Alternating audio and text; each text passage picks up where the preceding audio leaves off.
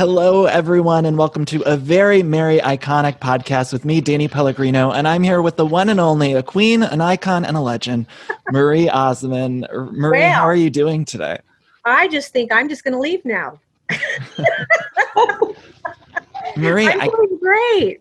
I'm so excited because not only am I a fan, of course, I've followed your work for forever, but we have my mom here on the Zoom, and she is no joke. One of your biggest fans. She's seen you live Marie. hundreds of Linda? times. That's Linda, Yes, right? yes. Hi, how are you? I'm doing great. I was so excited when Danny said he was going to interview you. I said, you have to somehow put me on for a minute because I've been one of your fans for a lot of years. Oh, bless your heart. We've seen you guys in Las Vegas at the Flamingo probably a dozen times. We've seen you guys up in Canada. Up in Windsor, Canada. I've seen your Christmas show many times. It's wonderful. Oh, how cute. So it's so cute that your mom is there. When my mom got sick, I was doing a radio show so that I could stay home with my mom and help her and help my dad. And my dad would come over every day on that radio show and sit by me. And he would just love it, for a couple hours every day, just sit there and laugh and interview people. It was so fun. I love that your mom is with you. It was truly so exciting for me because I've interviewed so many people, and oftentimes they're people my mom is just not very excited about. So when I found out you were coming on the show, and she's no joke, like you're the tippy top for her. Cute, Linda. Well, thank you. And I have to put Donny in there also because you and Donny are both my. I know you probably wouldn't like that, but that's okay. This is the Danny and Marie show. Yeah. There you go. So Marie, speaking of doing live shows, you're not performing right now, of course, because of this time we're in. Are you missing it? Are you missing being on stage? Yeah, especially the holidays, because I did a holiday show even before Donny and I got back together in Vegas, and we were there for 11 years. But I really love it, and I had all these wonderful symphonic dates booked to do. I have a new album coming out first of the year. It was going to come out actually for the holidays, but COVID shut that down too. But it's getting finished right now. We just shot the cover, and anyway, it's very exciting. But anyway, it should come out sometime next year, like at the beginning of the year, because all of those dates and others, we're booking more right now. We're putting into the new year, and we're going to be doing symphonic shows with the album as well as holidays. So it's all being booked for 2021. Oh, that's amazing. And you also just had recently a Lifetime Christmas movie, and you've done a bunch of these, and I think I read you have two more sort of in the works. No, I have not done a bunch of these. The last time I tried this, I moved to New York when I was young, like maybe 1920, and I studied with Lee Strasberg, and it's something that I really always wanted to do. And then our family had financial difficulties, so I had to go back to work, and I'm not complaining because I went into country, and I love, I am a little bit country. I started at age 12 and a half, with Paper Roses. And so I did all that and did songs with Donny, and then I went back in and did country, but I've always wanted to act. And so with Lifetime, am I the greatest actress in the world? Absolutely not. But if you don't do it, you're not going to get better. Right. And so I just thought, why not? There's a lot of great parts. I am producing one in January, and I'm doing another one in the middle of the year. But they're really wonderful parts, and they're not super heavy, so they're great learning experiences. And there's a lot of just good thinking in them.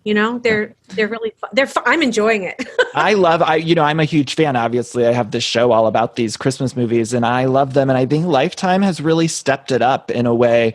I was watching the movies that they've been putting out this year, and they're all fantastic. And really production value and everything. Yeah, it's amazing. You look at the budget on some of these, and you're like, wow, that's amazing. And working with incredible people too. That's a big part of it. And so, I love them. I did their commercials for Lifetime Holiday last year. And then, remember, that's the one where there were two of me sitting on my shoulders. Yeah.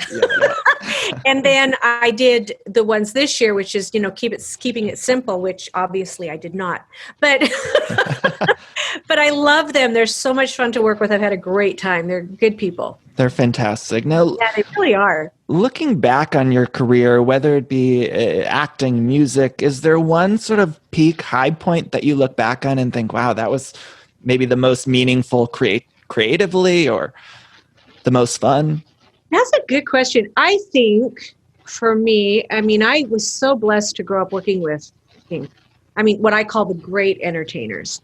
And, when you rub shoulders with Bob Hope and Dean Martin and Frank Sinatra and Sammy Davis Jr. taught me how to walk on a stage and, all these things, and toured USO with Bob and you just learn. Lucille Ball. I played Scrabble with Lucille Ball all the time. You learn a lot of things, but as television and those types of things, I think for me, the most fearful, most exciting moment was when I did Broadway for the first time and I had to sing legit soprano. Mm-hmm. You couldn't go out there, the heels are alive. You couldn't do that. And so no, I don't think so. Wrong heels. But it was truly, walking out on Broadway was just a really very exciting thing for me. So I was Rodgers and Hammerstein's girl for a while. You mentioned Lucille Ball, who of course I worshipped. I loved I Love Lucy more than anything. She was the best.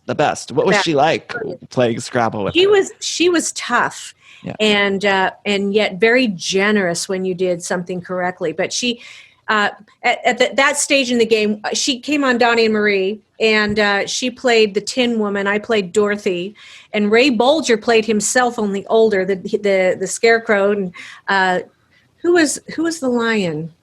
I think it was Paul Williams, and then Donny was the wizard. But working with her and watching her, I went in to the studio, and Linda, you'll get a kick out of this. Mm-hmm. I went in early because I just wanted to sleep on the couch. I was super tired. We had to learn like 350 pages of script in 2.5 days. And so I went in early, so I avoided the traffic, and I was sleeping on the couch. And all of a sudden, my makeup artist was doing somebody else. And how old was I? 16, maybe? 17. And so I walked by, and you know how you just kind of go by the door and you look at, who is that? All the time.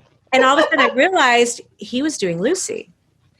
And I watched her get ready, and boy, did I learn some tricks. Oh. But it was so fascinating. And you guys, amazing watching. And afterwards, I was walking by, and she jumped out at me, and she goes, "So did you see everything you wanted to see?" Oh.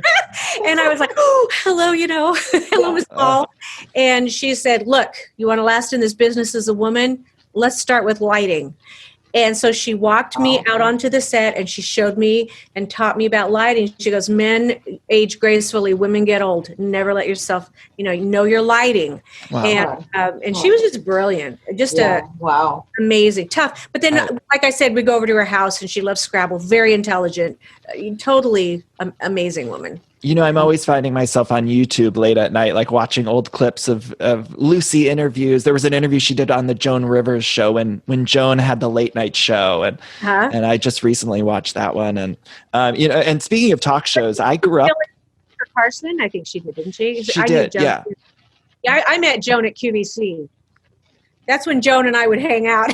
Oh my God, Joan was the best. I miss Joan I miss her. Just Joan was classic. She knew television, and she knew how to. She's just a funny lady. Always had a very strong work ethic. I just recently posted on my Instagram, there's a clip of her and Regis. She had filled in for Kathy Lee back in the day. Joan had filled in, and the two of them watching their wits. They're so quick and smart and funny. And trying to outdo the other. They're both amazing. Boy, did they know how to talk to that camera. Amazing what they did. Marie, I also grew up watching you and Donny on the talk show, and I remember you used to have all the people that I was obsessed with. You had NSYNC and Britney Spears and all sort of those young... Well, and what's crazy is we were the ones that debuted them. Like Britney, the first time she ever sang her song on national television was that show. Right. So we did, it was like all those people. It was really a fun show, wasn't it? Jessica Simpson, and you had all those pop people. And Nick Lachey, all those guys, when you were watching that crop of talent, you've obviously seen so many wonderful people and worked with so many wonderful people, but was there one person that kind of stuck out to you and you thought that's going to be someone who's going to have a long career? Does that make sense? Oh, I think I've seen that with quite a few people. I think that the people who transition from child celebrity to adult celebrity, they have a really hard work ethic. But I think the long-term people are just lovely.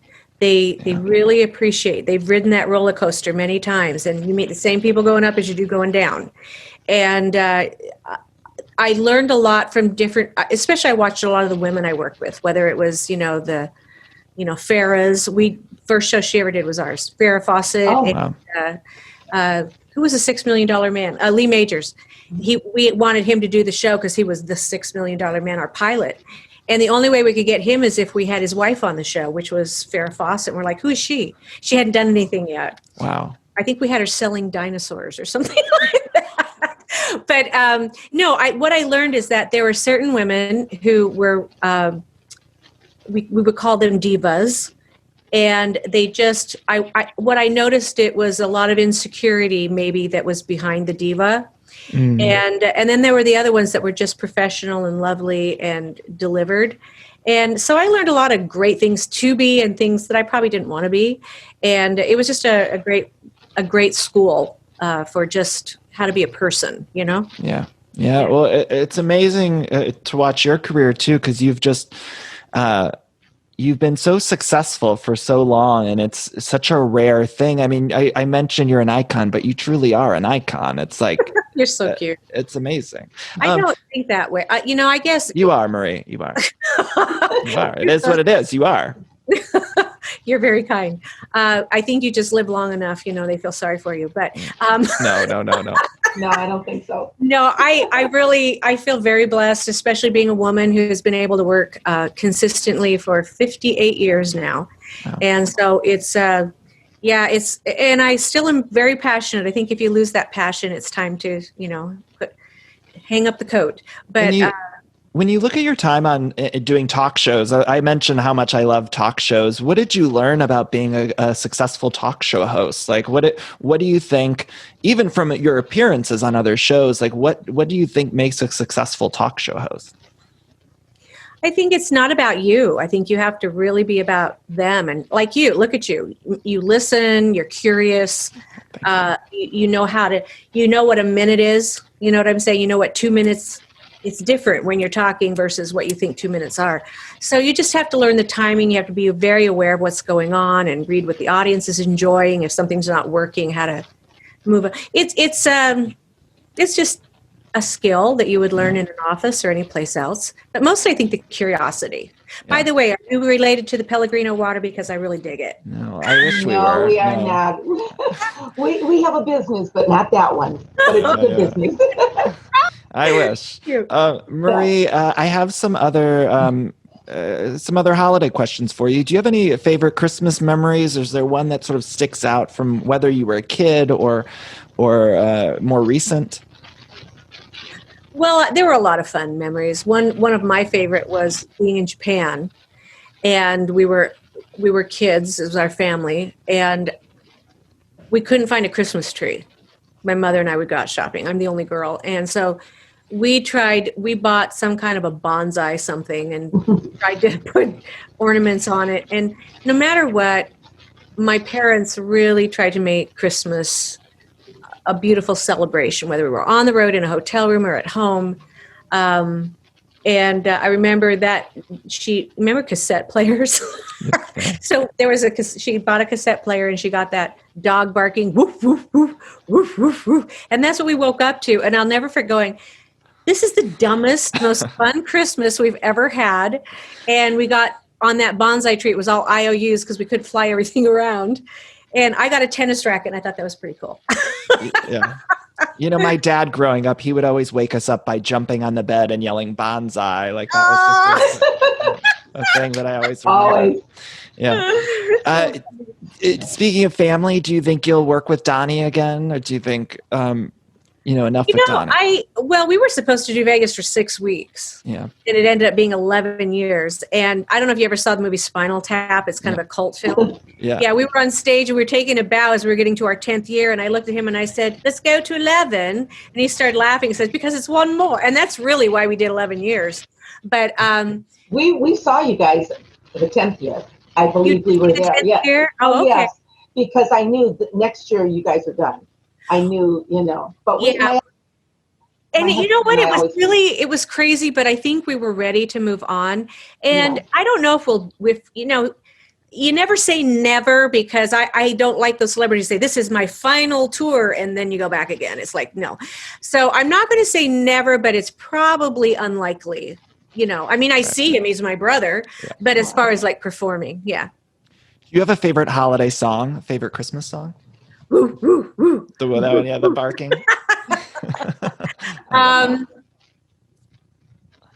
Well, Linda, you saw the Christmas show. We do a lot of shows up there. I like the costumes are beautiful. Always, the Oh, whole thank show you. was just fabulous. I mean, just fabulous. Thank we you. we saw that probably about 4 or 5 times. Oh, you're And so it was wonderful. Yeah, beautiful. it was great. I liked, it's not really a holiday song, but I love it for the holidays. That's How Great Thou Art. I don't know if you saw that, if I did that in the show. And then every now and then I'll throw in an opera piece or something like that. Your opera is beautiful, coming down. I mean, like in Vegas, coming down. It just, it was so beautiful. Oh my gosh, Danny, I love your mother. I'm telling you, Marie, I've been telling him for years and years. And Maria, I'm not, no joke. She's seen you a million times. And every time I live in Los Angeles, she lives in Ohio. And every time we usually meet in Vegas, and it's the reason we meet in Vegas is so that her and my dad can go see you and Donny. Like that was why we meet Danny, there. did you ever see the show? I've seen it before. I saw it once or twice, I think. I think once or twice. Yeah. Okay. Yeah, but they would always say, you have to come to Vegas. We're going to see Donny and Marie. We're going to see every single time. We're seeing Donny and Marie. It was such an interesting thing because I think initially a lot of people came to Vegas that were fans of Donny and Marie, the original variety show and our music. And then we started seeing other generations come. And like I saw my doll buyers. And by the end of that run, we had teenagers in the audience and young kids. And it was so fun. There's a gal on my Instagram. She said, I've been an official fan of Marie for 9 years now. And she's so young and she's darling. And it's just, it's interesting where people find you along the way. And when they find you, it's really lovely. But it's been kind of Vegas was a generational show for us. So it was really, you saw that we had to make sure there was something for everybody in that show. It was challenging, but really fun. Maria, I want to get a little more serious for a second. Dear. Now, 2020 is such a hard year for everyone. And I always like to ask my guests, like, what advice can you give someone that's going through a hard time right now that you've learned along the way, or just something that people can hold on to right now? Because it's just a rough year. I mean, my mom's here. I'm not going to get to see them for the holidays, my family. And it's, so many other people are going through worse things. It's been a whole year that I've seen you. Wow. Yeah. We were supposed to be locked down for 3 weeks or something like that. Yeah. I do my own social media. I enjoy doing that. I like, I write these Sunday messages that I keep kind of generic and faith motivational, things like that. Count your blessings. And I think that's the hardest thing during COVID is to stay full of faith instead of fear. I think fear will shut anybody down. And I was watching, or was I reading? I think I was reading it that so many people are just devastated this year and are really struggling with depression and things like that, and businesses closing. I just don't think they realize the effect that you can't go to a show. It's so hard to find something to uplift. Now they're telling us not to hug each other. And it's so difficult for so many people. And so I would say try to be the person that gives, and also the negativity. I can't take it.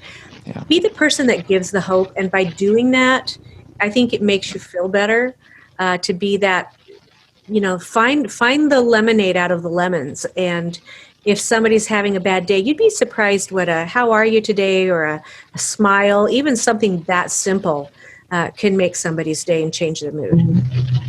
Marie, what's next for you? You mentioned the music is coming out at the beginning of next year. Anything else you can tell us or promote and plug? Well, Lifetime's got me hooked. Good, good, because that's what we want. That good. I enjoyed doing the Christmas edition, and Carly was fantastic, and Rob, everybody involved. So I am producing one that we're going to shoot in January, a movie, and then I'm doing another one early summer. So I've got 2 more films coming out, and also I have, like I said, I have a bunch of symphonic dates coming out that we've been booking, and so that will be 2021. And there's nothing more incredible than to have that 60 some odd piece orchestra behind you and you're just singing live. It's something that I hope if you're a little bit country, you'll give it a shot because it's life-changing to me. There's just, when you see all those incredible artists on stage playing and performing, and then you get to stand there as an artist and sing with them, it's so moving. Oh my gosh, it's incredible. Fun. Marie, I want to thank you so much for taking the time, not only for me, but this meant the world, I know, to my mom. And so thank you so much. Thank you so much. Thank you, Linda. What a pleasure. Your son is darling. We love him. I know, right? We love him. Nothing better than our kids. Gotta love this baby. She's a little bit country and I'm a little bit gay, but it works. It all works. It all works. It's okay. My daughter's gay. I get you. He's a great son. That's it. And speaking of Lifetime, though, I was telling my mom there's a new one with Fran Drescher, and there's 2 gay leads, and it was so exciting to see that Lifetime is also branching out and doing a lot of diverse stories for this holiday season too. Yeah, I think there's wonderful writers, and I think people are just really. I think the more love we have for each other, the better. Sure. And it's a better world. I think too many people sit behind their computers and write nasty things. And I think, allow people to be who they are. We should appreciate the freedoms that we enjoy and the kindness that we should have for each other. I'm actually working on a kid's book right now. So, yeah. I love that. Well, Marie, thank you so much for taking the time. Merry Christmas. Happy holidays. Merry Christmas. Happy holidays. You have a wonderful holiday. Have a great lifetime. Yes, I will. All my love. Merry Christmas, Marie. Thank you.